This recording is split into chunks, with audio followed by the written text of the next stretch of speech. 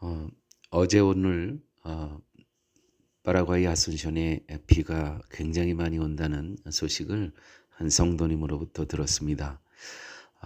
아무쪼록 우리 성도님들 가정과 또 사업체 또 교회에 큰 어려움이 없으시기를 간절히 바랍니다.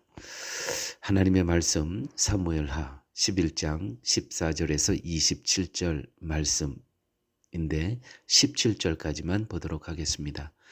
아침이 되매 다윗이 편지를 써서 우리아의 손에 들려 요압에게 보내니 그 편지에 써서 이르기를 너희가 우리아를 맹렬한 싸움에 앞세워 두고 너희는 뒤로 물러가서 그로 맞아 죽게 하라 하였더라. 요압이 그 성을 살펴 용사들이 있는 것을 아는 그곳에 우리아를 두니 그 성 사람들이 나와서 요압과 더불어 싸울 때에 다윗의 부하 중 몇 사람이 엎드러지고 햇사람 우리아도 죽으니라. 아멘. 자, 오늘 본문처럼 이렇게 정말 기가 막힌 또 운명에 있는 우리아, 또 정말 비열하고 악한 다윗의 모습을 볼 수 있다는 게, 이거 성경에서 이것을 볼 수 있다는 게 참 놀랍습니다.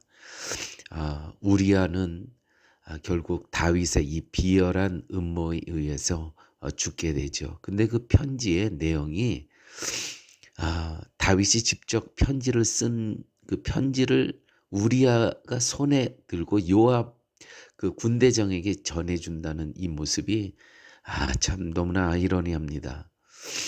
오늘 본문에 다윗이 처음에는 우리아를 죽일 생각을 하지 않았습니다. 다만 우리아를 밧세바와 동침하게 하면 되었던 것이죠. 그런데 이 일이 실패하자 우리아를 죽이기로 결심합니다. 우리아를 죽여서라도 자신의 죄를 감추겠다는 것이죠.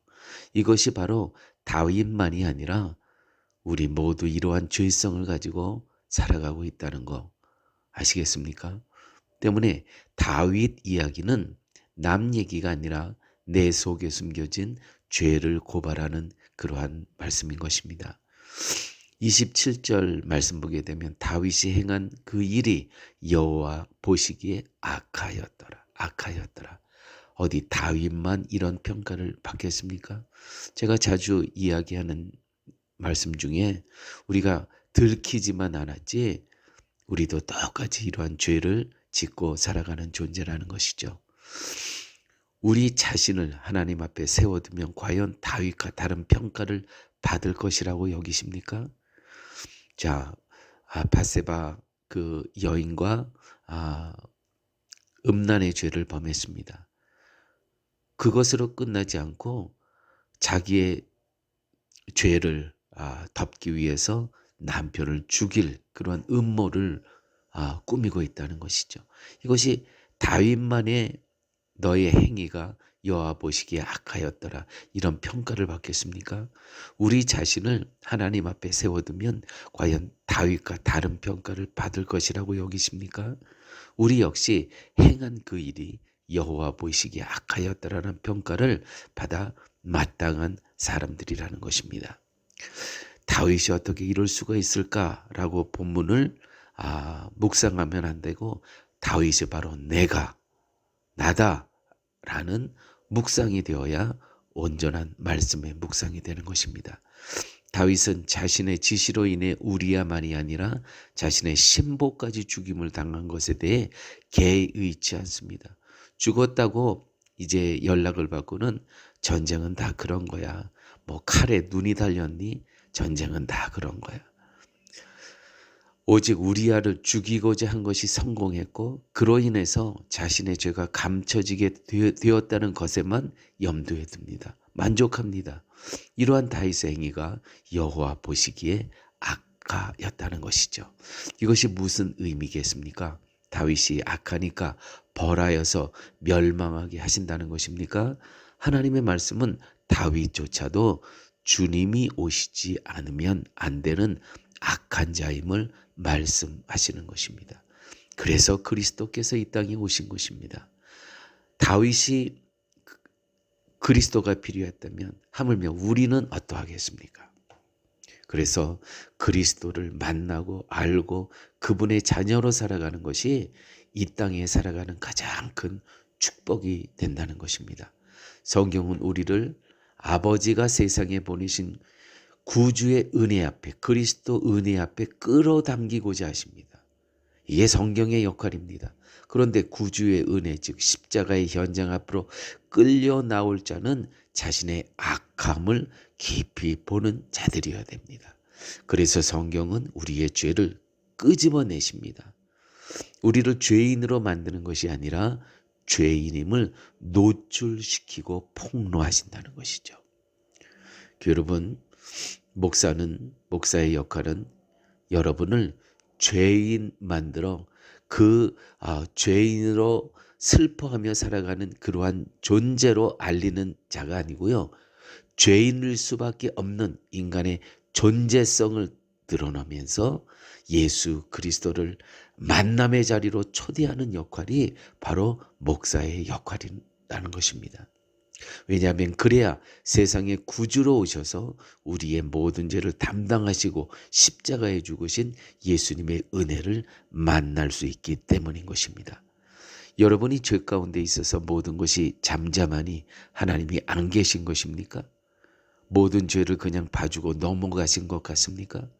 그러나 분명한 것은 우리의 모든 행위가 여호와 보시기에 악하다는 평가를 내리시고 계신다는 것입니다.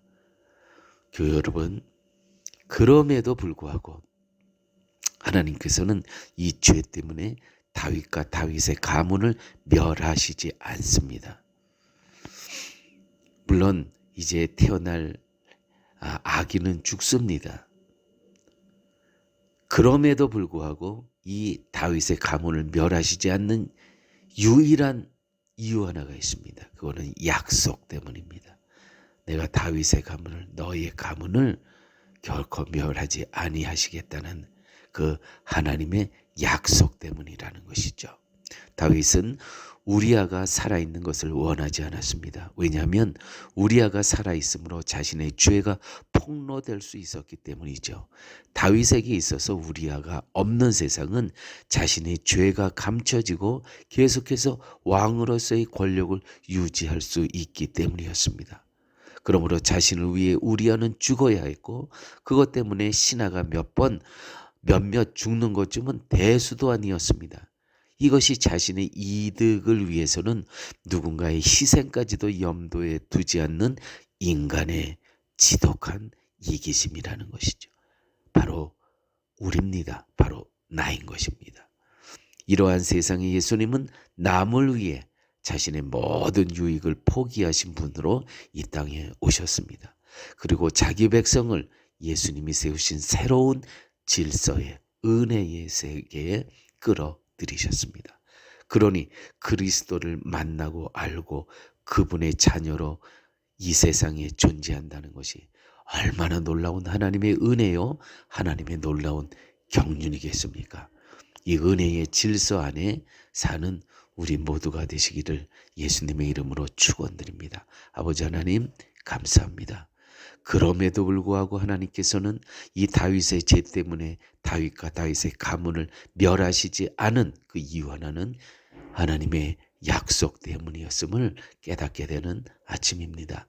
아버지 하나님 귀한 말씀을 저희들에게 주셨사오니 하나님 늘 약속 안에 거하고 약속을 누리고 약속 안에 기뻐하는 자로 살아갈 수 있도록 우리 주님 함께하여 주옵소서.